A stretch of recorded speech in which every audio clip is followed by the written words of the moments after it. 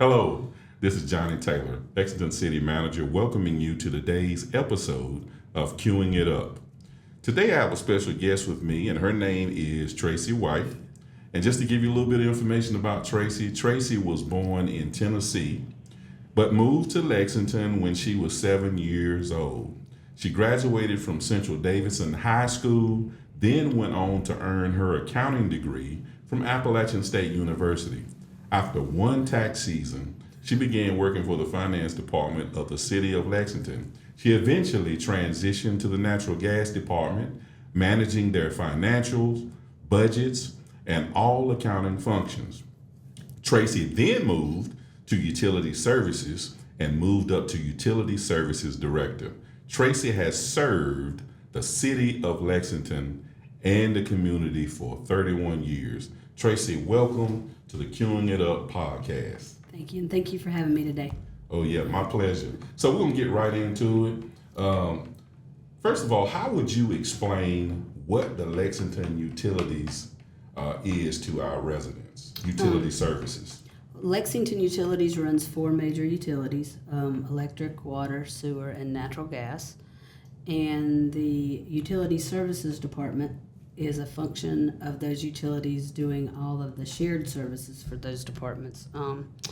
Lexington Utilities isn't just utilities, it's your neighbors, serving the community, and creating jobs and all kinds of services for the community. And the employees aren't just utility employees, they are your coaches, they're your volunteers, they serve in the community in all kinds of different ways, not just when they're at work. Oh, that's great.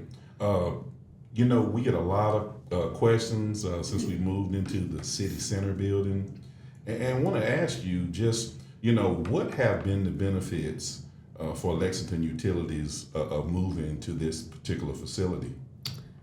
Well, I think it's synergized a lot of the services across the utilities. We have our customer care department here, our billing department.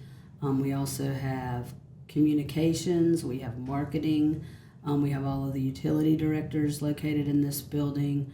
We have our key accounts reps. And so a lot of the functions that were spread out along the city are now here, and which helps us work together, share ideas. It also brings us together, so if a customer has a question or needs help, they come here and we can get them that help. And along with the utilities, we have human resources and some of the fire staff in this building. Wonderful.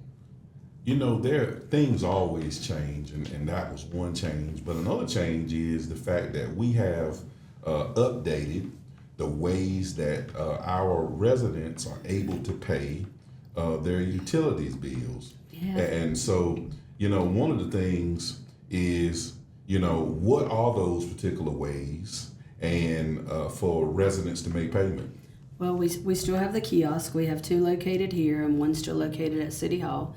So you can still come in on the kiosk. You can pay with cash, check, debit, or credit cards at this time. And very soon we're going to be adding tap to those machines, and you'll be able to pay with Apple Pay and Google Pay. You can pay by phone. You can pay auto pay. Auto pay is a great way to pay. You set up the account online, and it just automatically drafts your account or your card when the payment's due, so you don't ever have to worry about remembering the due date. You don't have to worry about getting late fees or disconnect notices or anything like that. We have a brand new box on West 2nd Street. It's right near the mail receptacles, the post office boxes. You can drive right through, never have to get out of the car, drop your payment, and roll on without stamps or anything else. And then, of course, you still can pay by text has come back, and if you sign up for that, you can pay and receive your bill by text. And then, of course, you can still mail your payment in. Just realize that when you put it in the mail, we can't control when it arrives here.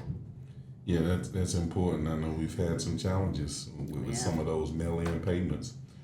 Maybe the person sent them on a certain time period, and they just didn't get in time. Yes. And so, by no fault of our own, they've had some challenges. Also, recently, there have been increases to our water and wastewater rates. And if you could, tell us why those particular rate increases are important for the Lexington utilities. Well, on a regular rotation, we have outside firms do rate studies to make sure that we're not overcharging or undercharging our customers. One of the things about Lexington Utilities is we have been around for a very long time, and a lot of the infrastructure that's at the ground is aging, and a lot of the infrastructure at the plants are aging. And you can't just leave that stuff out there indefinitely. You have to update it. You have to make sure it's safe, that it's not going to have leaks or breakages. And also in the water and wastewater world, there's a lot of federal and state mandates that require you to upgrade certain items, to upgrade certain equipment, and we have to meet all of those. So that increase will help us do that. And along with that, the increase allows us to now qualify for certain grants that will help offset those payments. That's great to know. And oftentimes, for those that may be watching, those mandates are unfunded mandates. They are. They tell us you have to do it by a certain time, and they don't offer us anything to get it done. Exactly. So, I get calls from time to time, and I'm sure you probably get more than I do from residents who ask about our process about the disconnect and reconnect for services. And either when moving or making changes to their utilities accounts, what is that process? Well, you can either do it online or you can come in, but either way you have to, we have to have your ID, we have to have your social security number to do credit checks, and then we have to have either proof that you own the property or that you're legally leasing the property. That way somebody can't come in and connect or disconnect utilities in someone else's name or when they don't have authorization to be at that residence. Yeah, and I think sometimes maybe our customers may not realize that a lot of these things are actually for the protection. Oh, it's absolutely for their own protection. One of the big things in the world right now is identity theft. And so, unfortunately, we need our customers to prove they are who they say they are, not because we don't trust them, but because we are trying to protect their credit and their identity and the things that people are going to do with that information. Sure thing. All of us have goals. So when you come in the morning, what is your goal as utility services director on pretty much any given day? Well, our biggest goal and my biggest goal is to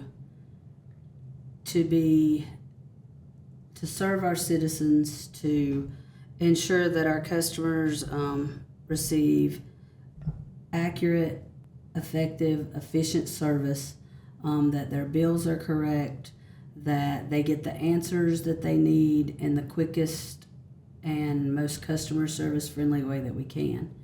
And that's our goal for our customers is to not make their life harder, but to get what they need done in an accurate and timely fashion. Okay. And then I have a group of employees who their job is to work for the utilities, and some of their roles are very important to making sure that our utility workers go home safely to their families every day. So that is very important. Yeah, that is, and they do a great job dealing with all of those various roles and responsibilities. I would like to ask you right now, what is it that you think that residents may not know about Lexington Utilities and some of the things that maybe we do? I think they do understand that we own electric, water, sewer, and natural gas utilities.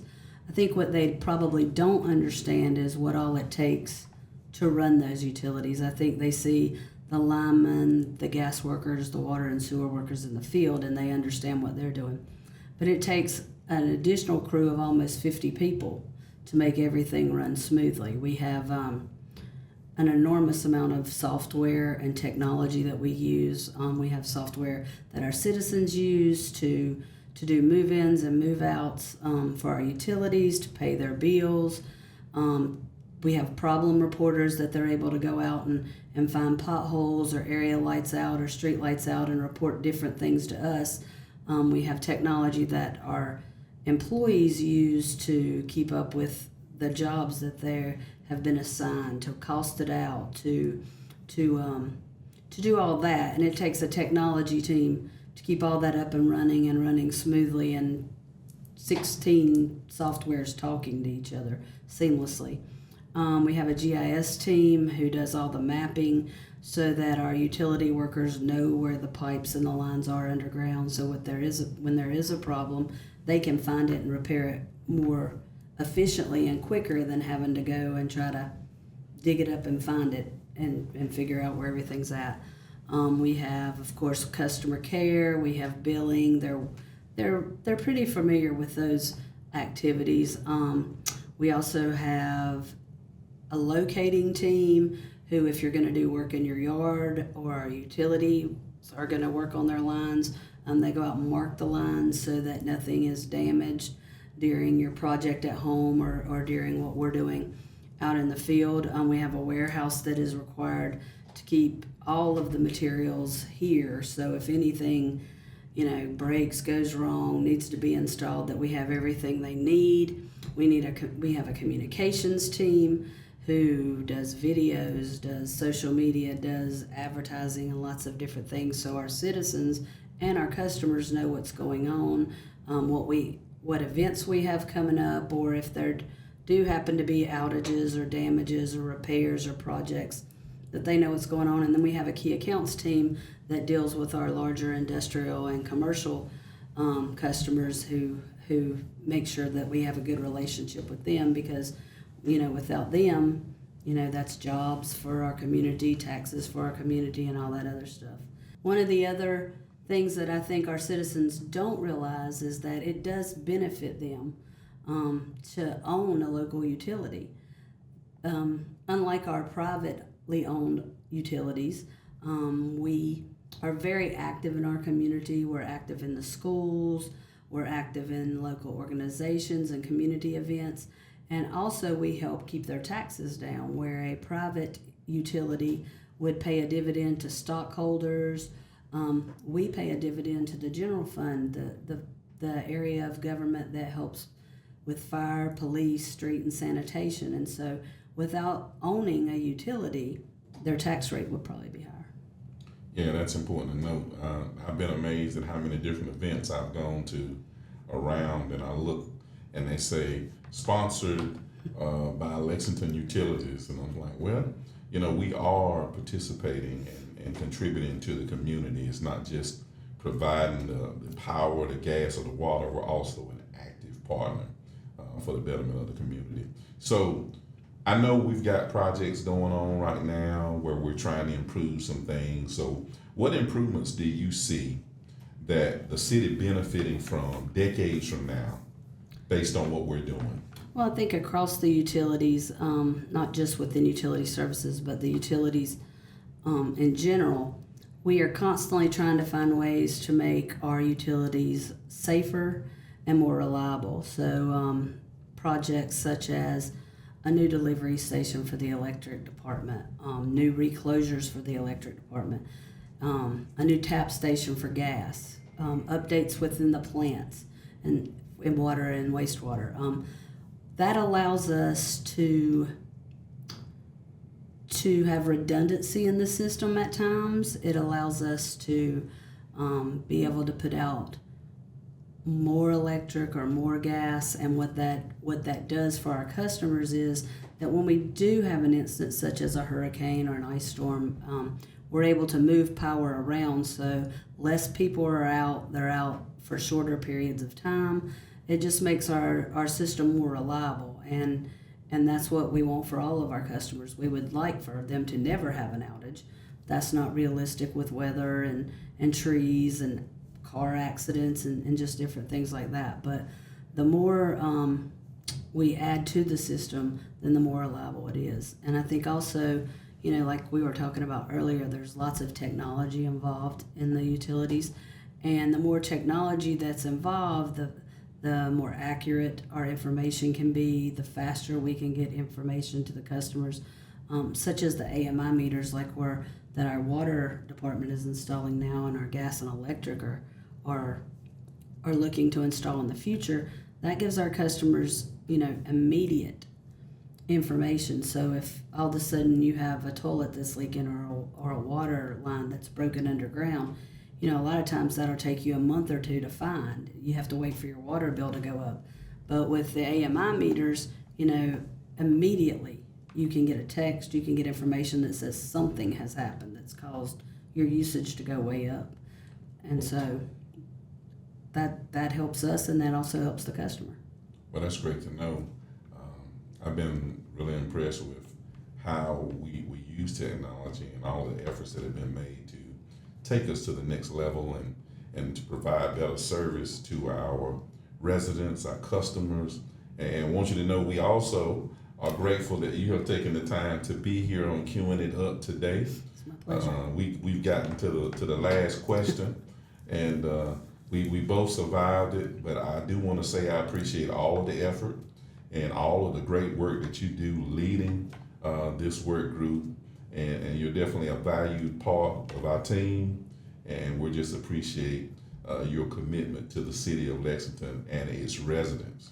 So, to learn more about Lexington Utilities, visit lexingtonnc.gov. Go to the Utility and Services tab and visit the various department pages listed under Utility Information.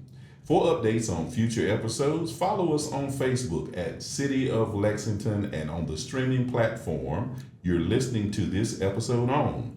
If you learned something new and got some value from this podcast, leave us a review or a thumbs up. We will see you on the next episode of Queuing It Up.